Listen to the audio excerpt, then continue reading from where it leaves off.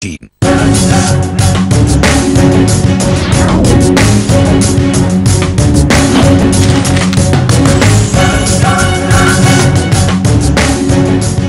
Hello and welcome to Money, Money, Money, your weekly personal finance date with me, Surabhi Upadhyay.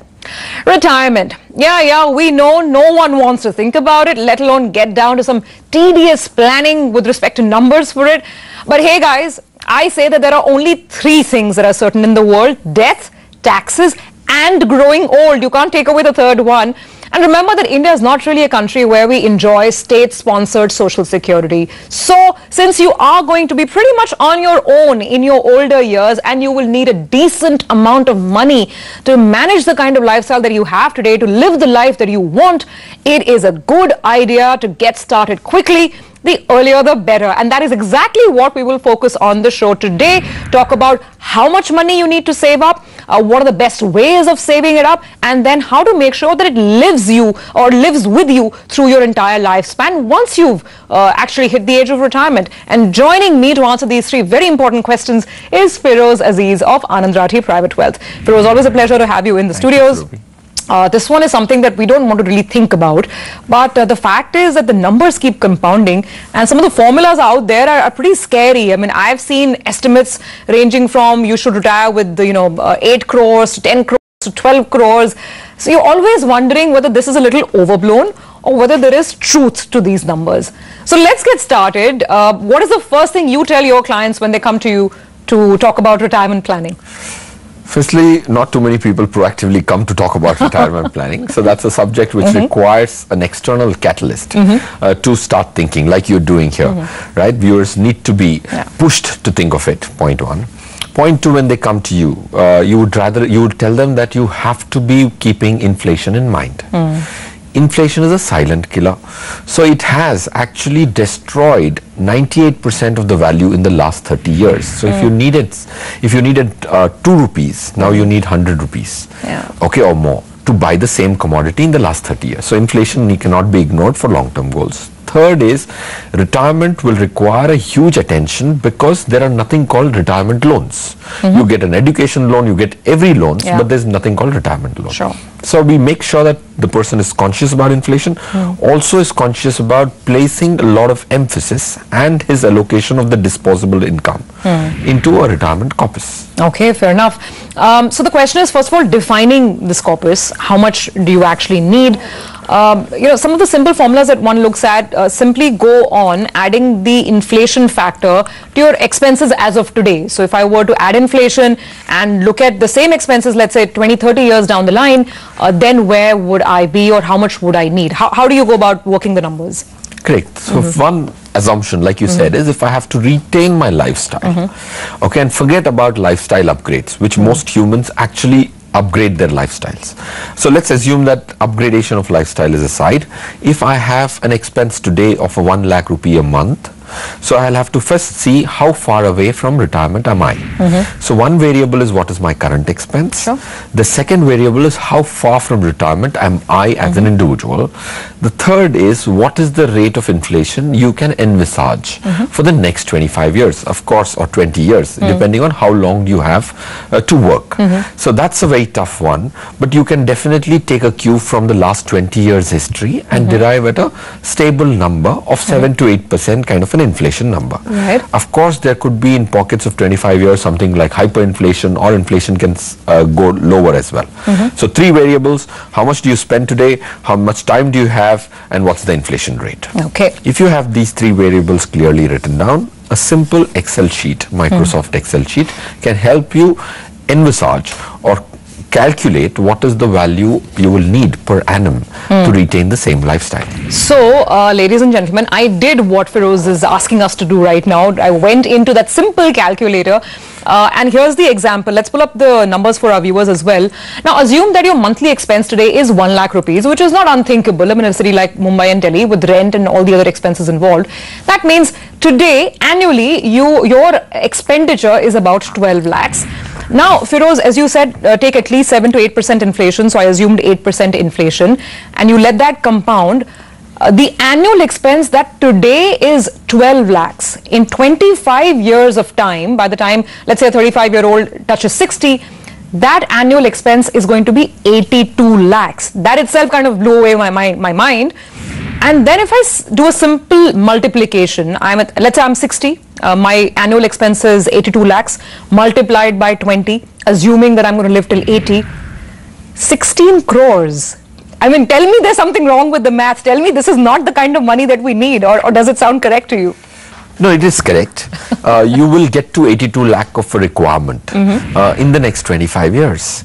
Of course, it is mind-boggling to say my 12 lakh rupee per annum expense would shoot up to 82 lakh rupees in the next 25 years. But if you go back in time and try and see whether it's happened or not, today you said 1 lakh rupee, 25 years back, the same household would be easily managing at 15,000-17,000 rupees, right? Which is exactly the same multiple, right? You're 7 times in 25 years, your expense will go up at least 6-7 times in the next 25 years. Seems very difficult to comprehend at this stage, but so was it very difficult for us to comprehend 25 years back when you were spending 15, that there would be a day I would be spending 1 lakh. I'm super stressed, folks, already, because we're talking about someone in their mid-30s, basically 30 to 35, needing at least 15 to 16 crores in your bank to live the same kind of life that you're living today up till the age of 80. Now, clearly, I don't have immediately access to 16 crores. So, Feroze, let's get down to the second question then.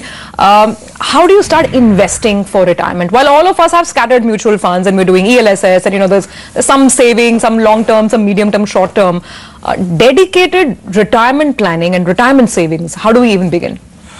See, before we go to the next topic, there's one good news to that 16 crore number. Just like inflation compounds, your return also compounds. So at the end of 60 years, you will still need only 4 crores, not in the entire 16, because you're going to use that money over a period of 20 years. Okay, brilliant. So that's where the power of equities is going to come in. Correct. Okay, suddenly I can breathe easy. That makes life far more sort of, far better, may I say. Yes. Absolutely. So how does one go about once they know that this is the kind of money I will need?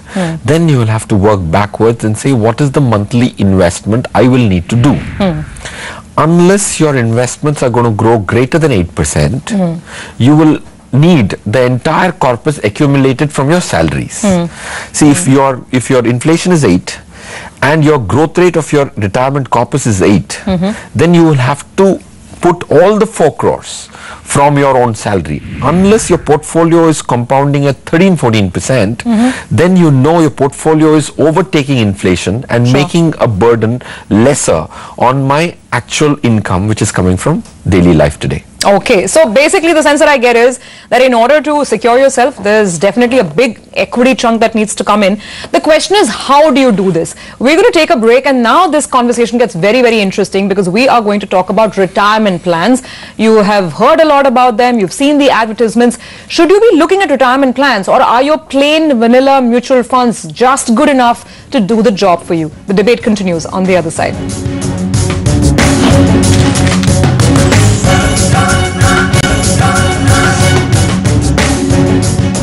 Welcome back. You're watching Money, Money, Money, and we are discussing the dynamics of retirement. And don't take this lightly, because what we've just established with Feroze is that if you are in your mid-30s right now, you need to make sure that by the time you hit 60, you have at least 4 to 5 crores in your bank account, if not more, to ensure that you live a good lifestyle up till the age of 80.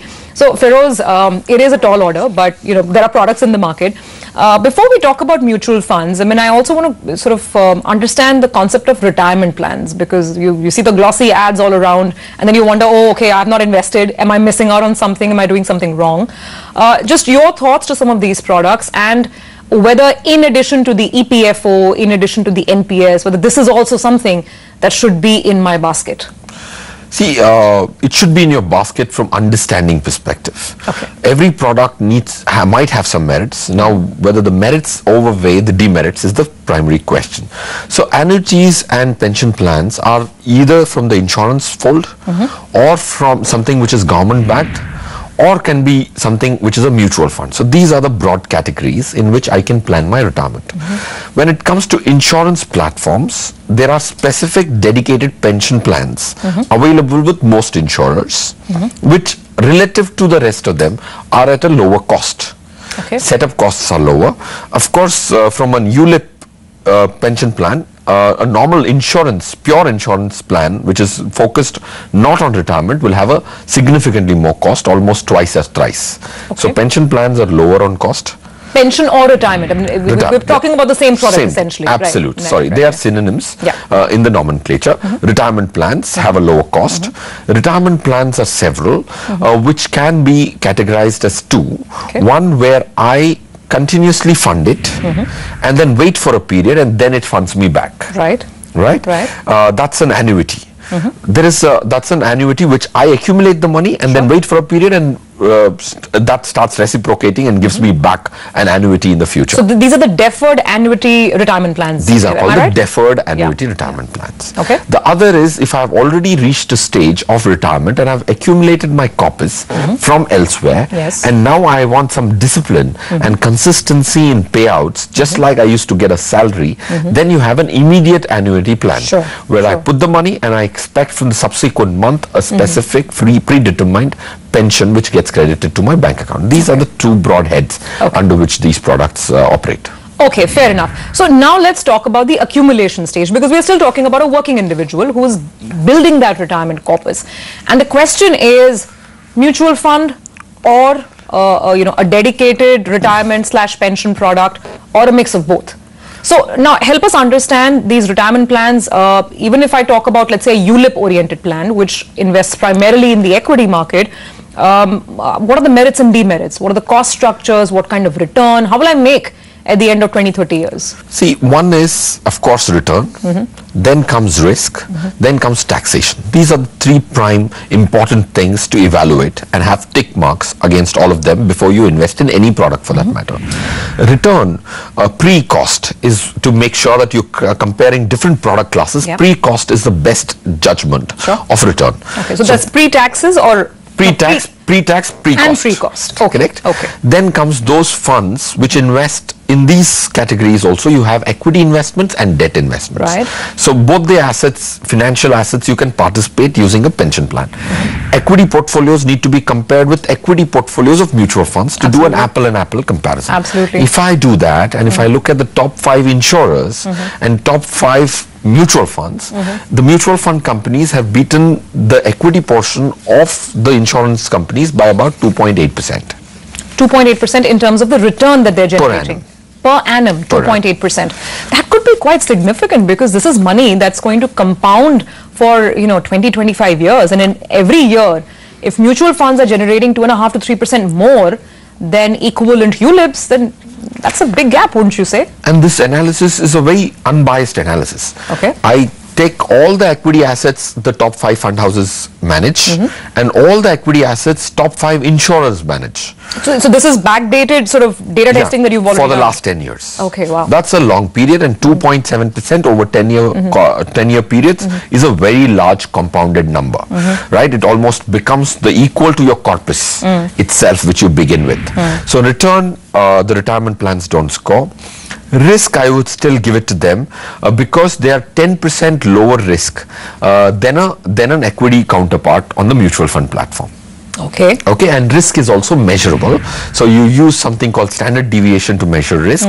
Not getting into the technical bit, but risk is 90% on insurance and 100% on mutual funds. So there's a 10% extra risk which a mutual fund, equity fund has taken to generate that 2.8%. Okay, this is really interesting, because I thought contribution to pension plans, at least, that falls under your section 80C. So that's supposed to be tax exempt. So at what stage does the taxation kick in? Correct. You get a tax discount when you invest. Right. Okay, of $1.5 lakh per annum. Correct. So if I am investing $1.5 lakh per annum, that's not my only source of tax discount, but this also provides a tax discount. But when you start getting the money, let's assume the annuity income when it kicks in. Okay. Like the rest of the plans have section 80, section 10D, which makes the entire corpus tax free. But when you take it as a recurring monthly income, that is taken as your total income, and even your your capital which you infused becomes taxable. Okay, this is very important, and remember this because we will revisit this in the third part of our conversation. The fact that annuity income is taxable, it is treated as any other income. So it's going to have a bearing on deciding whether you want to go for annuities or a systematic withdrawal plan in a mutual fund. But we will get back to this conversation in just a moment. Right now, still talking accumulation. So let's put some numbers to this, Feroze, as well. If you could give an example, I mean, if let's say I'm investing a certain amount in an equity ULIP vis-a-vis in a mutual fund, how will the numbers look at the end of 20-30 years? So if I take an example of a lakh rupee annual investment for 15 lakh period, 15 years of period, so you have invested 1 lakh for 15 years, so you've accumulated 15 lakhs of your capital. If it's grown at a historical rate which has been analyzed, 8% pre-expense, 6% post-expense, at the end of 15 years, you will have 23 lakh 98,000 rupees, 128 rupees. 23 lakhs 98 128 for your 15 lakh invested at the rate of 6%. And then if you gave a 20-year period for a break and then start accumulating money, at the end of 25 years you will be left with 43 odd lakhs. Okay. So your 15 lakh rupee became 43 lakh rupee in a pension plan. Assuming a return of around 6%. That 6%. Is net of expenses return. Correct. And that I think has some semblance to what the past had to offer. Okay. Right? Okay.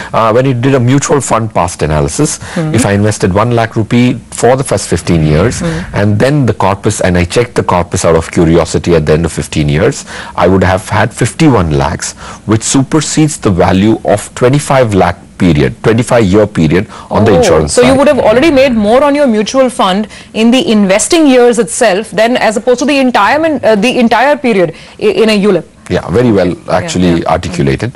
And lastly, the 15-year period, if I compare the same periods and wait for the next 10 years in the mutual fund, I'll be almost left with a 1.8 crore corpus at a 14% rate.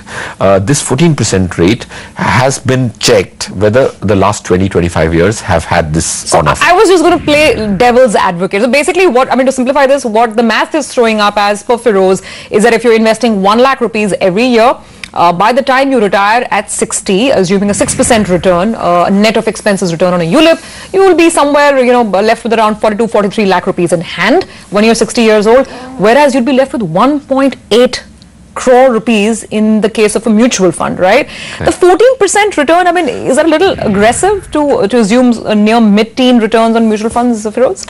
See, I think no, because see, when you're looking at equity with clear transparency, and I think 20-25 years debt has no role to play in retirement to my mind. Okay, retirement debt has more to play with the longer, shorter period goals.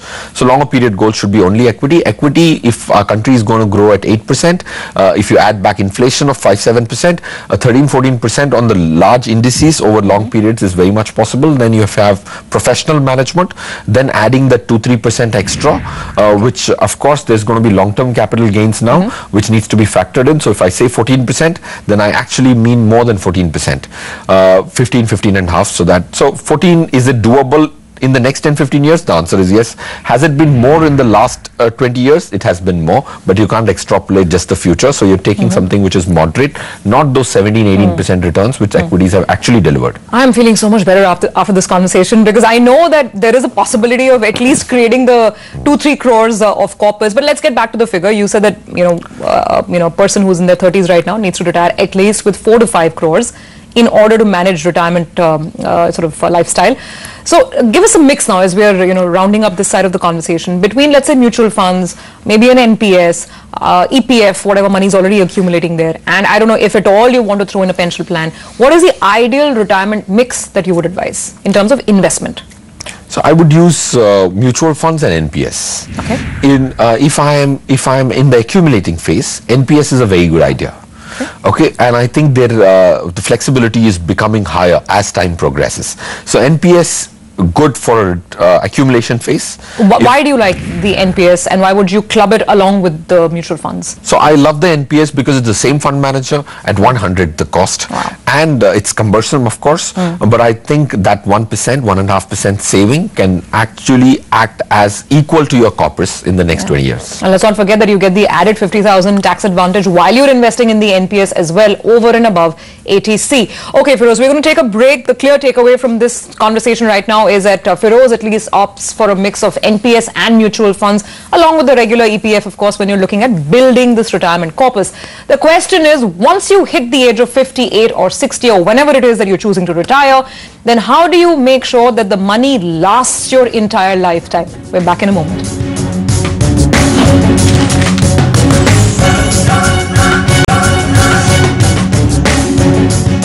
Welcome back. You're watching Money, Money, Money, and we are discussing options for building a retirement corpus, as well as looking at the best ways of withdrawing that money and getting steady income once you turn 60. Now, Feroze, that is the other interesting aspect, because here is when the question comes up. Should you buy an annuity? As you said, you can buy an annuity, give the insurance company that lump sum payment, and then you'll get monthly income. Or should you put that money in a mutual fund and do a systematic withdrawal plan? So help us out here. See, I think if you're planning to buy an annuity, the first question is, what tax slab are you likely to be and what are you currently in?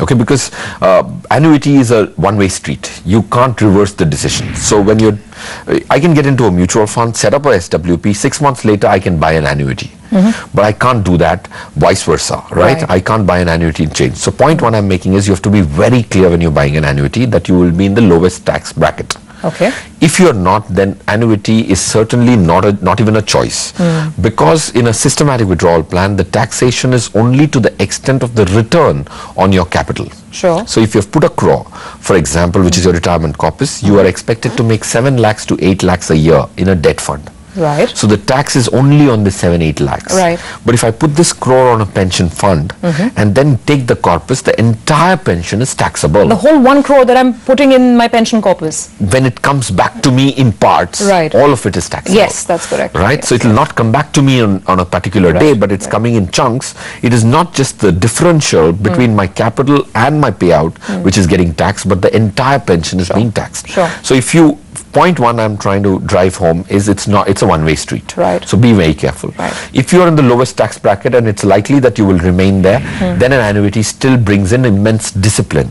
Mutual funds don't bring in discipline, and human beings are not disciplined inherently. True. So I would need an external compulsion to not take back my money in lump sum. So that's one big advantage of an annuity. Third is, when you're doing a systematic withdrawal plan, you can move depending on the macroeconomic situations very well. But annuities don't provide you that kind of flexibility to move between equity and debt. I totally get that. So the point on taxation is well taken. It's very important. And the point on flexibility, the fact that it's money gone, it's given. You cannot, retrieve it or get it back.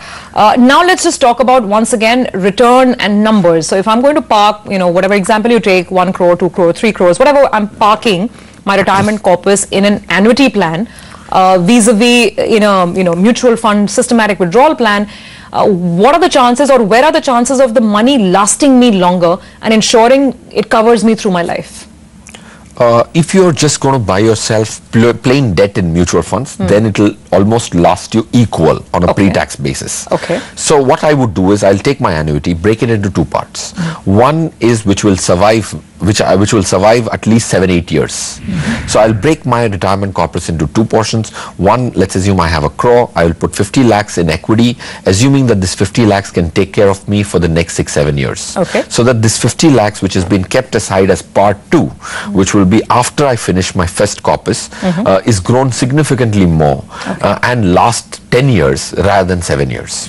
Okay. So basically both the chunks you will put in equity, in equity, or will it be one in equity and one in debt? One will be in debt. Okay. The one which I'm going to consume in the next 6-7 years has to be in debt. Right. In specific kind of debt funds which can lock me 7-8% interest. And then I'm taking a systematic withdrawal plan and actually eating away into the first component. Sure. And the second component is running faster for me and trying to create value rather than just protect me. And 7-8 years, I don't think equity will not overtake debt and give you better return. So your retirement corpus, half of it is working far more powerfully than the other half. So the first half is stable, giving me money on a monthly basis. The second half is working to make sure that it sustains me 10, 12 years rather than just the 7 years.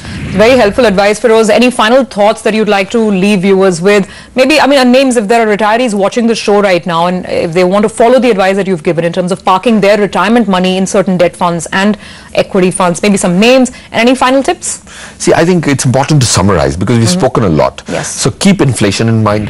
Calculate how much will you need is the second takeaway you should remember. The third is there are several types of retirement plans. Even if you've skipped the insurance-based retirement plans, you haven't missed much. Use NPS and mutual funds is the next thing. And then make sure that you have two different portions of your retirement corpus if you're retiring now, and don't make it one big chunk. Big pool, yeah. And funds, of course, let me give you a couple of equity funds for the second portion, which will not be touched for 7 years. Right. Take 3 funds, not just 2. You can look at Mirae Asset India Equity Fund. You can look at Kotak Standard Multicap and HDFC Small Cap for half the corpus. And for the debt funds, you have to only choose accrual funds, Franklin Templeton Short-Term Income Fund and ICICI Regular Savings Fund. If you did these 2 debt funds and started a systematic withdrawal plan, this 5-fund portfolio, one part and the second part, will last you at least 3, 4, 5 years more than not having it this way. All right, Feroze, this has been very helpful, and I'm sure all the viewers who are watching also will realize that there is more to life than fixed deposits. Even after you turn 60, there are ways to make your money work much smarter that you manage your lifestyle. Thank you very much for being with us on the show. Viewers, your feedback, comments, queries, welcome as always. We will see you again next week. Thank you for watching.